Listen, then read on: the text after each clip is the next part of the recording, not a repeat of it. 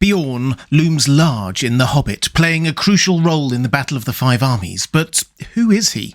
Are there more Beornings, or is he just one of a kind? Hi everyone, this is Robert. Welcome to Deep Geek. If you like theories, background, history and lore about The Lord of the Rings, A Song of Ice and Fire and The Witcher, this is the channel for you. Welcome. Beorn is unforgettable in The Hobbit, the giant of a man who can turn into an even more giant of a bear. His house makes for a fun stop between the Misty Mountains and Mirkwood, and when we get to the climactic Battle of the Five Armies, his is the most crucial intervention. But he always seems like a bit of an oddity, a one-off. Is he truly the last of his kind? Does he lead a completely solitary life? The answer appears to be yes. Gandalf himself seems a little unsure about Beorn's background, confirming that he isn't under some kind of spell or curse and that his shapeshifting is a natural part of who he is. But beyond that, he knows only that some say that he is a bear descended from the great and ancient bears of the mountains that lived there before the giants came. Others say that he is a man descended from the first men who lived before Smaug or the other dragons came into this part of the world, and before the goblins came into the hills out of the north. I cannot say, though I fancy the last is the true tale. He is not the sort of person to ask questions of. Indeed, he is not the sort of person to bother with personal questions. He is taciturn, grumpy, and quick to anger. He lives alone with his horses and colonies of massive bees, being generally self-sufficient and rarely coming into contact with anyone else. The overall impression is of him being the master of his own domain and not needing or wanting anyone else. He doesn't want to let anyone in, literally or figuratively. He is a loner, though clearly well respected and generally avoided. Gandalf had never visited him before in The Hobbit, though Beorn had come into contact with Radagast, another loner who had an affinity with animals, and considered him not a bad fellow, as wizards go, implying he must have been in contact with at least one other wizard at some point. Saruman, perhaps? Not a major point, but an intriguing one. Anyway, his standing is shown by Gandalf's reply to Bilbo asking why that part of the world was called the Carrock. He calls it the Carrock because Carrock is his word for it. He calls things like that Carrocks, and this one is the Carrock, because it is the only one near his home, and he knows it well. So people generally called the area what Beorn did, because, well, he is him. And lest we forget, there is more to Beorn than just the turning into a bear thing. He keeps horses and talks to them. It is they that Gandalf and Bilbo first encounter when coming onto Beorn's land. They run off and alert Beorn and seemingly convey more than just, there's someone at the gate. Then there are the giant bees, bigger than your thumb apparently, and an undoubted aura about him. It's clear that this part of the world is his domain and everyone knows it. Goblins are kept out, strangers challenged, and the whole area is called by everyone what he refers to it as. And he doesn't welcome strangers easily. The dwarves do eventually gain his trust, though, and he helps them on to Mirkwood, loaning them horses and giving them lengthy advice on how to pass through that terrible forest. They don't follow his advice, though they probably should have. His legend was at its greatest later in the Battle of the Five Armies. With the arrival of the goblins and wolves, things had turned bad for the elves, humans, and particularly the dwarves, who were making a stand, surrounded. Thorin, Fili and Kili had fallen in combat. Then came Beorn. In that last hour, Beorn himself had appeared. No one knew how or from where. He came alone and in bear's shape, and he seemed to have grown almost to giant size in his wrath. The roar of his voice was like drums and guns, and he tossed wolves and goblins from his path like straws and feathers. He fell upon their rear and broke like a clap of thunder through the ring. The dwarves were making a stand still about their lords upon a low rounded hill. Then Beorn stooped and lifted Thorin, who had fallen pierced with spears, and bore him out of the fray.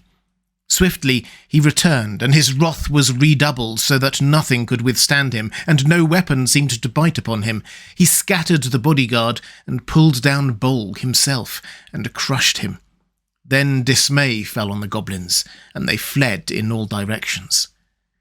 It's no exaggeration to say that Beorn's arrival was the crucial moment in that battle. It was he who saved the dwarves, killed the goblin leader and routed the enemy. If he hadn't turned up when he did, well, the goblins would probably have taken Erebor, and probably all of the dwarves would have died.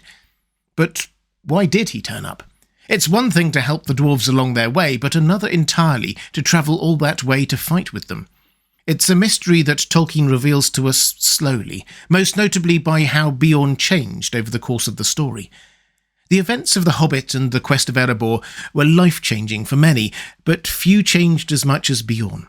When we first encountered him in the story, he was essentially a recluse, locked in the past, but after the battle, he laughed and sang in a loud voice on the journey back. He invited Gandalf and Bilbo to stay at his house for Yuletide, and we're told it was warm and merry. And Beorn invited others from far and wide to join him for feasting.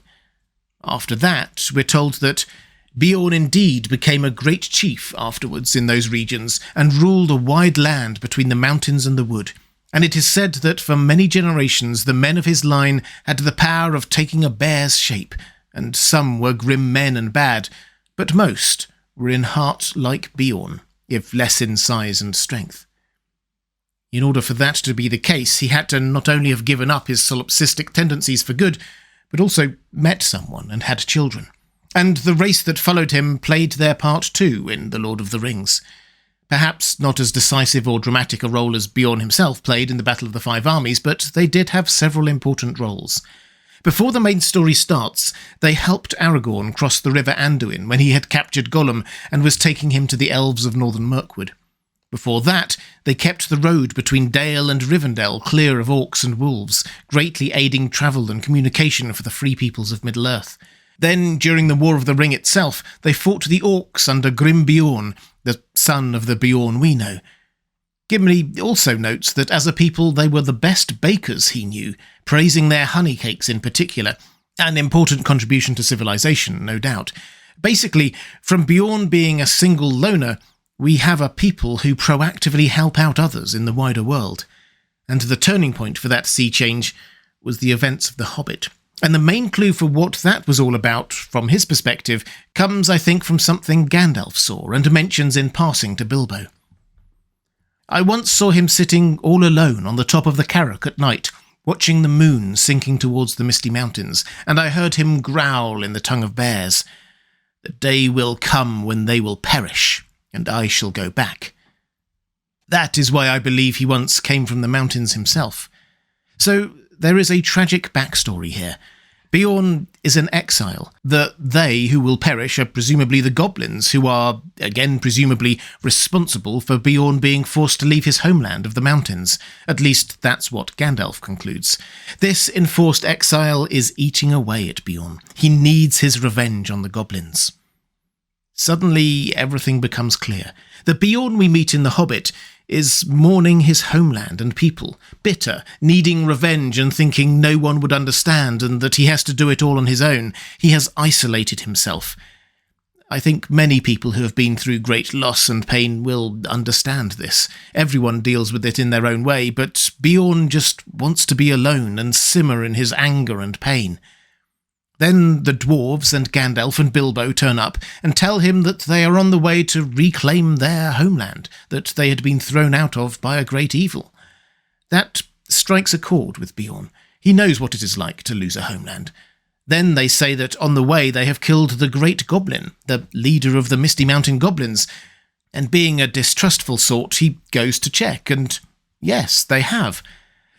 That's the moment things change for Beorn. When he returns from his little fact-checking mission, he is suddenly jolly, laughing and joking with them. He feeds them, chats with them, gives them aid, provisions and assistance for their journey onward, and some detailed guidance and advice for their journey through Mirkwood, which they obviously ignore. Perhaps we can join a few dots up here. The thing that first seemed to spark a change in Beorn, and it was a massive change, was confirmation that the party had killed the Great Goblin. It was the goblins that had forced Beorn from his homeland and the Misty Mountains, and the leader of the goblins was the Great Goblin. Gandalf overheard Beorn ranting about how one day they would perish. The language here is important. This isn't Beorn necessarily wanting personally to kill the Great Goblin, but he does want him dead, and the dwarves and Gandalf have done it. The burden that had been weighing him down all this time had been lifted. The goblin most to blame for his people's destruction and his own exile was dead.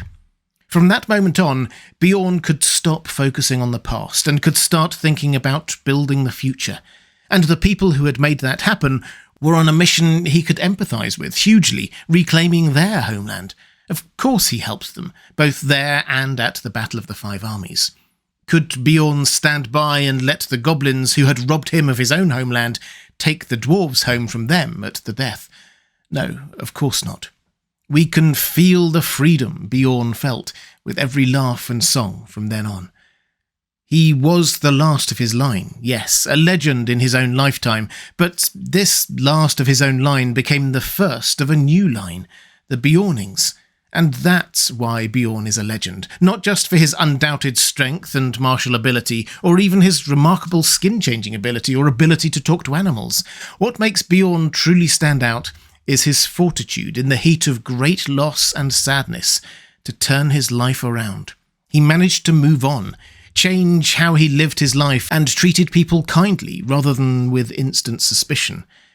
The people, his family, that grew up from this start wouldn't be reclusive or angry, but lovers of great food and feasts, keen to help others and stand up for the free peoples.